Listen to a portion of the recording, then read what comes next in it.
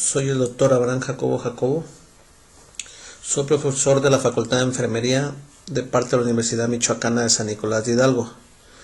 El tema que vamos a presentar el día de hoy es hemorragia en la segunda mitad del embarazo. En específico vamos a ver placenta previa.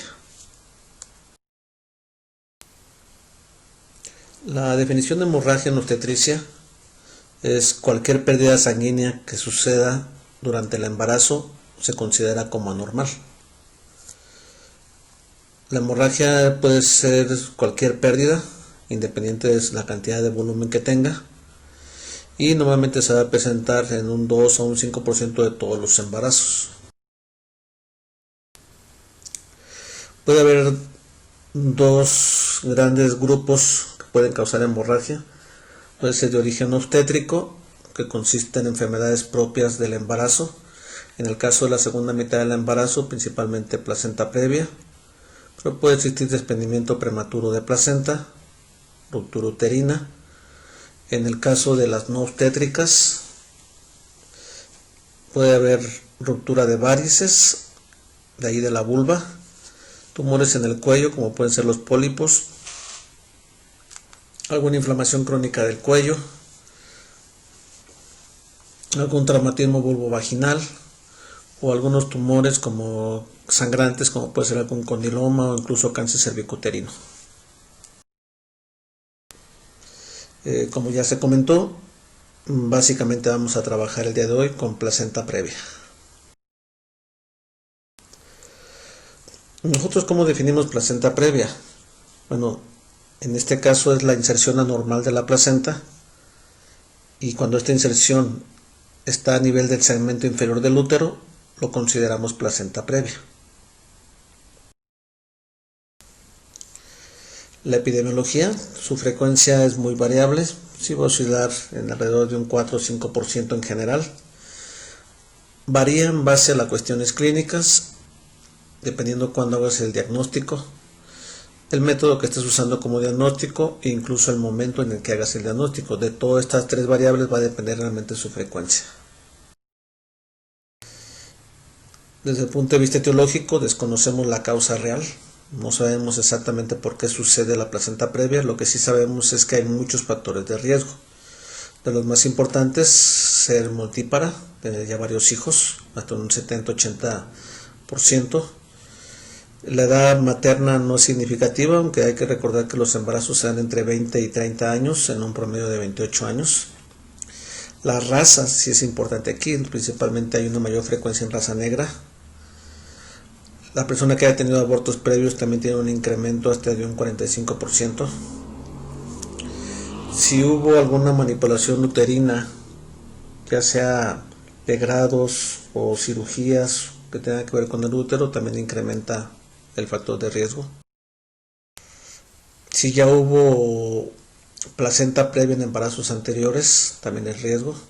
Embarazo gemelar, hay que recordar que las placentas, si son dos placentas, bueno, pues una puede estar bien implantada y la otra estar en el segmento inferior. Cualquier malformación uterina puede ser factor, o que haya algún mioma o alguna enfermedad de la matriz, incluso el tabaquismo a través de la nicotina que altera la implantación de la placenta. De la clasificación de placenta previa, digamos que esta es la clasificación clásica.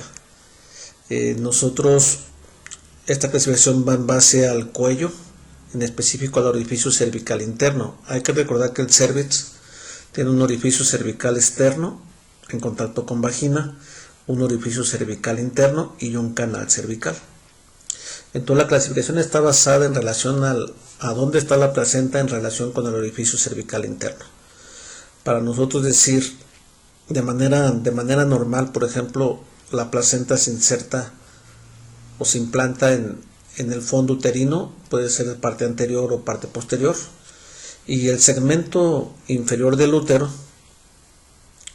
tenemos de referencia 8 centímetros. De 8 centímetros hacia arriba en relación al orificio cervical se considera que está normal. De 8 centímetros hacia abajo consideramos que está insertada, en este caso inserción baja de placenta, como en este caso. Si esta misma placenta llega al borde del orificio cervical interno, le llamamos placenta previa marginal. Si está cubriendo de manera parcial el cuello, decimos que es una placenta previa parcial. Y si está esta placenta por completo encima del orificio cervical, hablamos de una placenta previa central, completa o total. Y esta es nuestra clasificación clásica. Generalmente la podemos lograr perfectamente por ultrasonido. Otra representación, vemos una placenta, digamos, normal, una placenta previa parcial y aquí hay una total. Todo en base al orificio cervical interno. De otro libro, vemos la placenta total, central total. No necesariamente tiene que estar la placenta en mero en medio, simplemente aquí el objetivo es que obstruya por completo el cuello. En este caso no lo obstruye por completo, por lo tanto sería una placenta previa parcial. Vean cómo a veces estas placentas generan presentaciones anormales del producto, en este caso es un producto pélvico. Algunos otros autores también la clasifican en base al trabajo de parto. Si estas placentas están obstruyendo por completo el canal del parto, en este caso sería formas obstruyentes, la parcial o la total. Y las que no obstruyen por completo, formas no obstruyentes, que sea marginal o lateral. Desde el punto de vista de anatomía patológica, si nosotros vemos una placenta de esta enfermedad de placenta previa o otra placenta que esté insertada de manera normal, macroscópicamente la vamos a ver igual, no vamos a encontrar ninguna diferencia. Sin embargo, si la sometemos a estudio microscópico, sí podemos encontrar en mayor proporción necrosis, es decir, muerte de algunas partes de la placenta, trombosis, que haya coágulos ahí en los vasos, que esté fibrosado el tejido, que esté dermatizado las vellosidades, ¿se acuerdan de las vellosidades coriales? O que estén crecidas, que haya una hiperplasia de vellosidades. Este es producto de una histerectomía. Esto corresponde al cervix, al cuello. Esto es el orificio cervical externo y por aquí está el orificio cervical interno. Y esto es una placenta. Vean, en este caso sería una placenta central total porque está obstruyendo por completo el cuello. Esta es la parte materna de la placenta y esta sería la parte fetal de la placenta. Acá está el fondo uterino, cordón umbilical.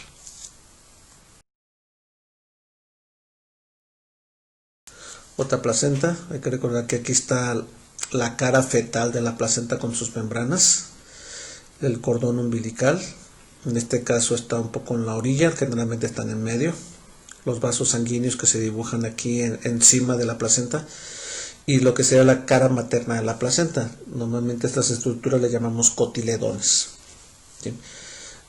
Una vez que se desprende, pues hay pequeñas hemorragias de la zona de desprendimiento. Y sus membranas generalmente son dos, el corion y el apnios. Desde el punto de vista fisiopatológico, ¿de dónde deriva la hemorragia? Bueno, pues puede ser que sea de origen materno o puede ser que sea de origen fetal. En el caso de que sea de origen materno, normalmente sangra las partes que corresponden a los senos maternos de la placenta. Y si es de origen fetal, este sangrado viene del espacio intervelloso, que es donde se lleva a cabo el intercambio gaseoso entre madre y feto. 90% depende de la hemorragia de la madre, un 10% del producto. Generalmente esta hemorragia sucede ya sea cuando la paciente se encuentra en trabajo de parto o que tiene actividad uterina. Esta es la representación esquemática de la placenta. Esto correspondería a la cara fetal de la placenta, el cordón umbilical, normalmente contiene 2 arterias y una vena. Este sería el espacio intervelloso, donde se lleva a cabo el intercambio gaseoso o el paso de nutrientes de la madre hacia el feto. Y esta parte corresponde a la parte materna de la placenta, donde están los senos maternos. Entonces puede venir el origen del sangrado en estas zonas, pero también puede llegar a venir el sangrado de los espacios intervellosos y esto es lo que se considera como sangrado de origen fetal. Con respecto al cuadro clínico, la mayoría de estas pacientes está asintomática. Nos enteramos que tiene una placenta previa una placenta que está insertada de manera normal en el segmento inferior porque le hemos hecho algún ultrasonido en alguna parte del embarazo. Pero la paciente no tiene ningún síntoma, ni siquiera sabía que tuviera la placenta previa. Aquellas pacientes que tienen síntomas se caracteriza porque tienen hemorragia, una hemorragia transvaginal. Vean, casi en el 90-95% de las ocasiones. Lo clásico es que sea una paciente que esté acostada, digamos en la noche, de repente se sienta mojada, se revisa y es sangre, es decir, un sangrado silencioso, normalmente es sangre fresco, rojo, rutilante, sin presencia de actividad. Eso es como lo clásico. Pero bueno, también un pequeño porcentaje de estas pacientes puede presentar actividad uterina y como consecuencia de la actividad presentar sangrado. En este caso puede haber una amenaza de parto. También puede haber ruptura de membranas, es decir, hasta en un 4%, salirle líquido transvaginal y al mismo tiempo líquido sanguinolento. Y no es raro, pero bueno, también si el sangrado es muy abundante, puede haber datos de choque hipovolémico, presión baja, es decir, hipotensión, están sudando, diaporéticas, tan taquicárdicas, tan pálidas, incluso se pueden desmayar, etc. Entonces, datos clásicos de shock hipovolémico. Ustedes ya saben que la exploración física la hacemos por regiones: cabeza, cuello, tórax, abdomen. En específico en la cuestión obstétrica, bueno, este útero puede estar relajado hasta un 90%, es decir, no presentar ninguna actividad ni nada anormal. Las presentaciones del producto, ya se comentó un poco, puede haber presentaciones anormales, es decir, normalmente la cabeza está en el segmento inferior, pero como ahí está la placenta, pues tienden a estar o pélvicos o transversos. Si yo le hiciera un tacto vaginal y quisiera tocar la placenta, a veces toco la placenta y eso le llamamos signo del colchón. No se recomienda porque podemos provocar más hemorragia. Al momento de estarla revisando, pues yo tengo que corroborar que realmente este sangrado venga de origen transvaginal. Entonces, si tengo alguna duda o no se ve exactamente, pues coloco un espejo vaginal para ver si realmente venía de vagina.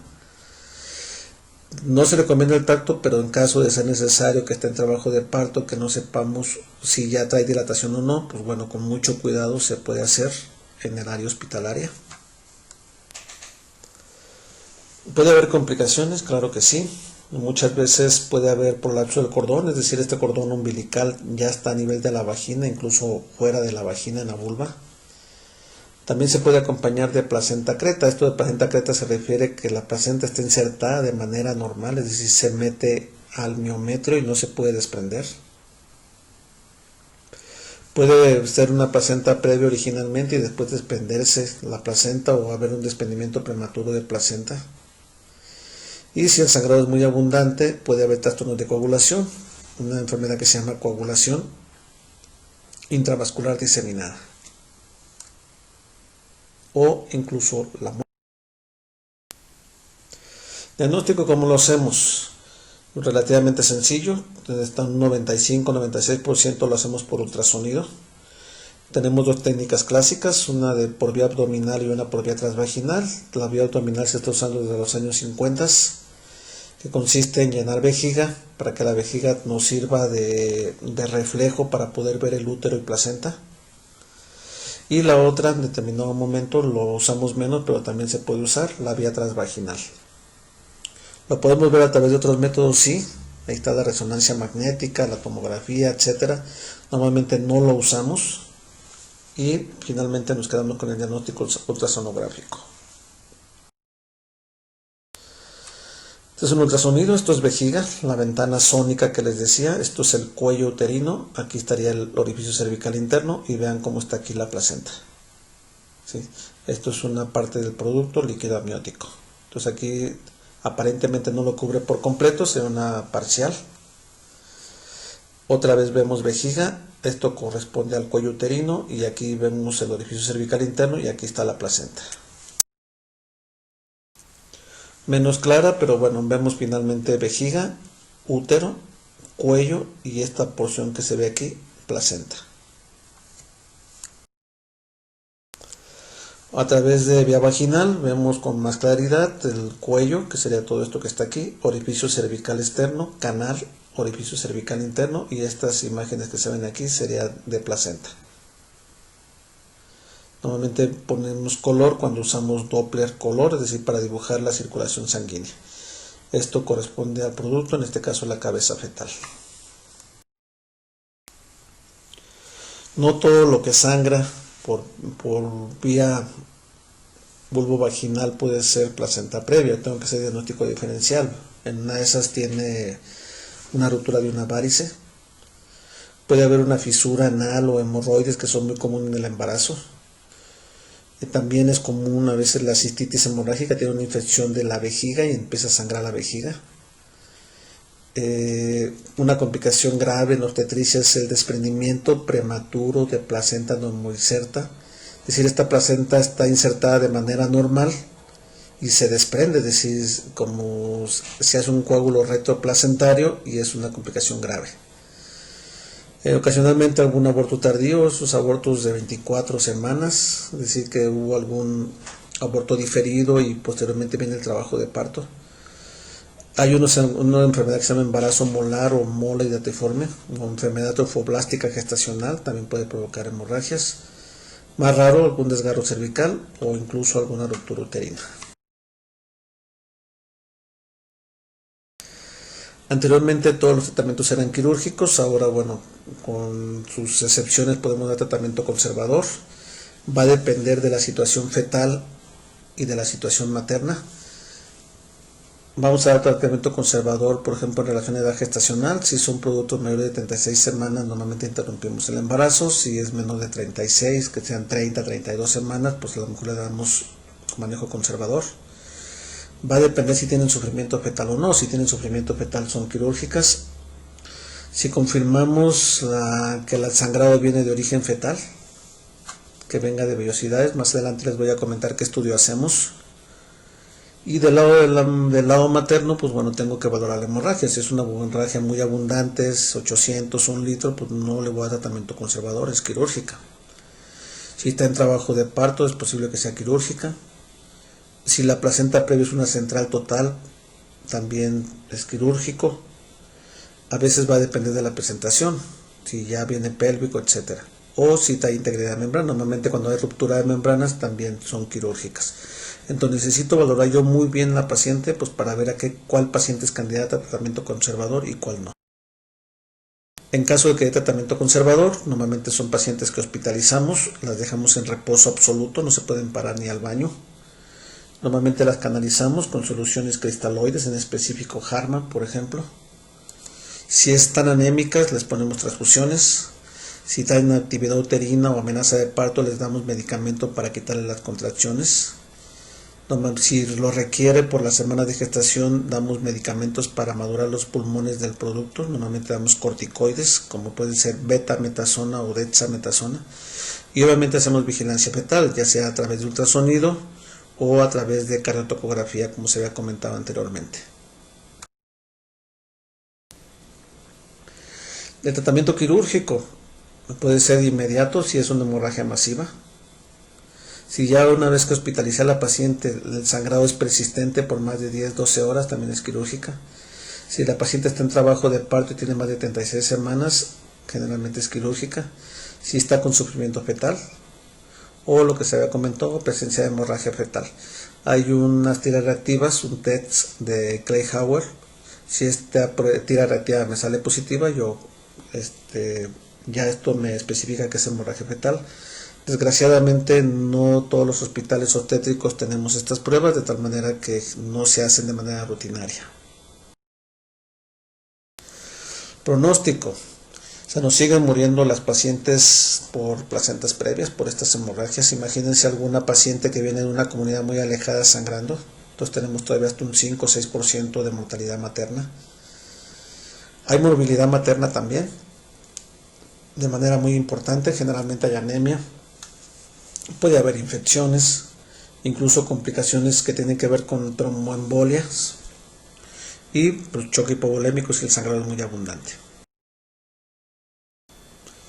De las cuestiones pronósticas, bueno, pues hay mortalidad fetal también, depende de la edad gestacional. Si es un producto muy prematuro, 24, 26 semanas, pues generalmente hay mortalidad. Dependemos del peso fetal, del tipo de paciente del que se trate, de la cantidad de hemorragia que sucedió, incluso de la forma de terminación del embarazo.